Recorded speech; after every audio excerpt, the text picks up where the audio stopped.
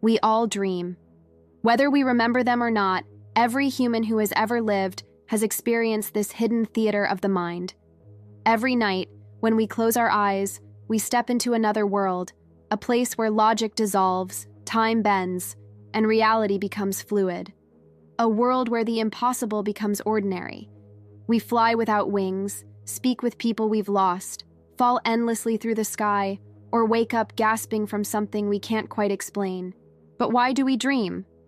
What purpose does it serve to see stories play out behind closed eyelids? And what secrets do these dreams reveal about who we are and what we fear? Let's explore the mystery that happens every time we fall asleep.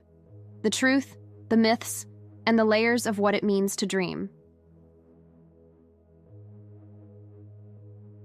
So, what is a dream? You see, a dream is a story your mind tells itself, without your permission. It's a series of thoughts, emotions, and images that appear in your mind while you sleep. Science says dreams occur mainly during REM sleep, short for rapid eye movement, which is the deepest stage of sleep where your brain becomes almost as active as it is when you reawake. During this time, your eyes dart back and forth beneath your eyelids, your heart rate increases slightly, and vivid imagery floods your consciousness. But here's the strange part. When you dream, your body is paralyzed. This is your brain's way of protecting you, by stopping you from physically acting out your dreams. Your mind lives through the story, but your body remains still. Some scientists call dreams the language of the subconscious. They are messages from the parts of your mind you rarely hear from. Your fears, your desires, your unhealed wounds, your hidden memories, so much more. What did the ancient think about dreams? Long before neuroscience existed, ancient civilizations tried to make sense of this nightly mystery. To the ancient Egyptians, dreams were messages from the gods, direct communications from the divine world to guide the living. They even had dream temples, where priests interpreted dreams and offered spiritual healing. The Greeks, on the other hand, believed dreams were omens, warnings or prophecies from beyond the mortal realm. The philosopher Aristotle, however, thought differently. He believed dreams were the result of physical sensations in the body, like hunger or temperature, shaping the mind's imagery while we sleep. In many indigenous cultures, dreams were, and still are, sacred.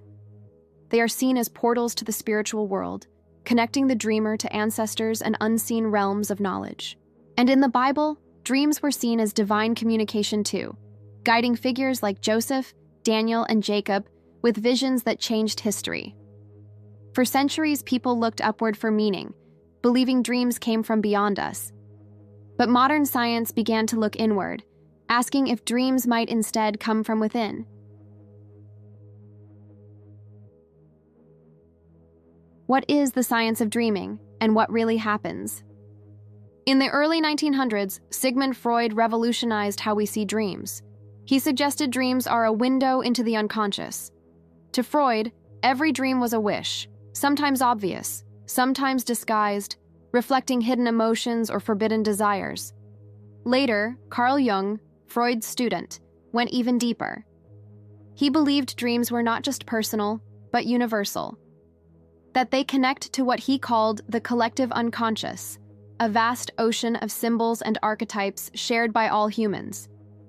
To Jung, dreams were how our psyche tries to heal itself, to balance what we hide, fear, or deny.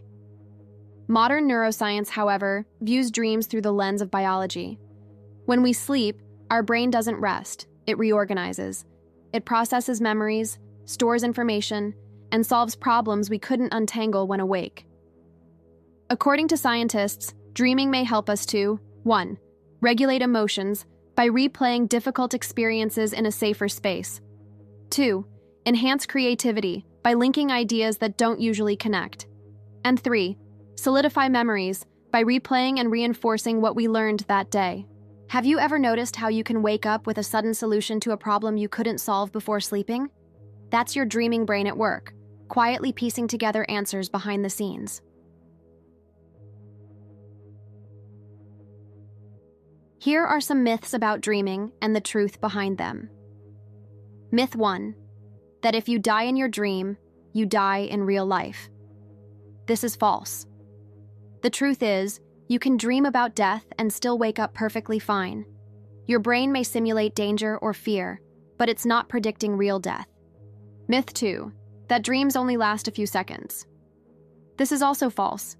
Dreams can feel short, but they can last anywhere from a few minutes to over half an hour. Myth 3, that you only dream in REM sleep. This is not entirely true. You can dream in other sleep stages too, but REM dreams are the most vivid and emotional. Myth 4, that dreams have fixed meanings. This also not true. No two people's dreams mean the same thing. For one person, water may represent freedom, while for another, it may represent fear. Dreams use your own emotional dictionary, making them deeply personal. Myth 5, that we don't dream every night. In reality, we all dream multiple times every night. Most people just forget. The average person has 4 to 6 dreams per night. We just remember the last one before waking up. You see, dreams can be seen as existing on different levels, from ordinary to extraordinary. Let's explore the 6 different levels of dreams. 1. The fragmented dreams. These are the scattered flashes, the ones that make no sense. Random people, random places.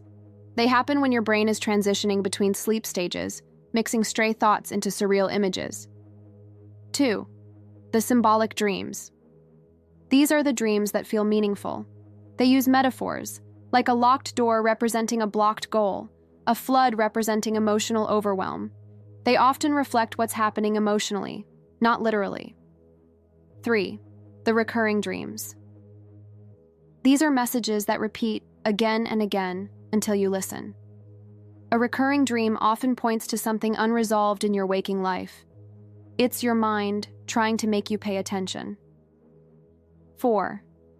The lucid dreams. This is when you become aware that you're dreaming and can sometimes control it. You can fly, change the scene, or face your fears consciously. Lucid dreaming is rare, but it can be trained, and it opens doors to incredible creativity and self-discovery. 5. The nightmares. This is the darkest layer of dreaming, where the mind confronts fear directly. Nightmares can stem from trauma, anxiety, or emotional stress. But even nightmares have a purpose.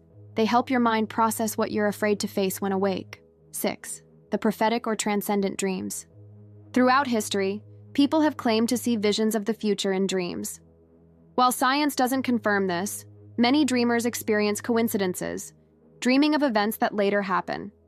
Whether these are premonitions or just the brain connecting patterns before we consciously see them, remains one of the deepest mysteries. In a nutshell, dreams often reflect our emotional state more than our circumstances. When you dream of falling, it's rarely about gravity. It's often about losing control. When you dream of being chased, it's not about the chase itself, but what you're running from emotionally. And when you dream of flying, it's the feeling of freedom your mind craves. Dreams are mirrors, showing you feelings you've buried under your daily life. They reveal your hidden fears, your silent hopes, your unresolved conflicts, and your deepest longings. Sometimes your dream isn't trying to tell you a story, it's trying to help you heal. Your dreams can sometimes reflect your mental and emotional well-being. Frequent nightmares may suggest unresolved trauma or chronic stress. Vivid, chaotic dreams might indicate anxiety or overthinking. And dreams of drowning or suffocating often appear during periods of emotional overwhelm. But positive dreams of flying, exploring, or reconnecting often show psychological growth, healing, and peace. The truth is, your dreams evolve as you do. As you heal, they soften. As you grow, they shift.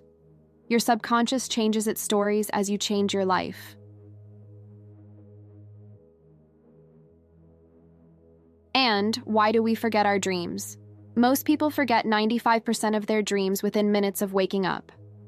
That's because during sleep, the brain suppresses the chemical responsible for forming long-term memories. So when you wake up, your dream fades, like mist in sunlight. But if you write it down immediately or think about it before moving, you can retain it longer. Dream recall can be trained. The more you pay attention, the more your subconscious opens up to share.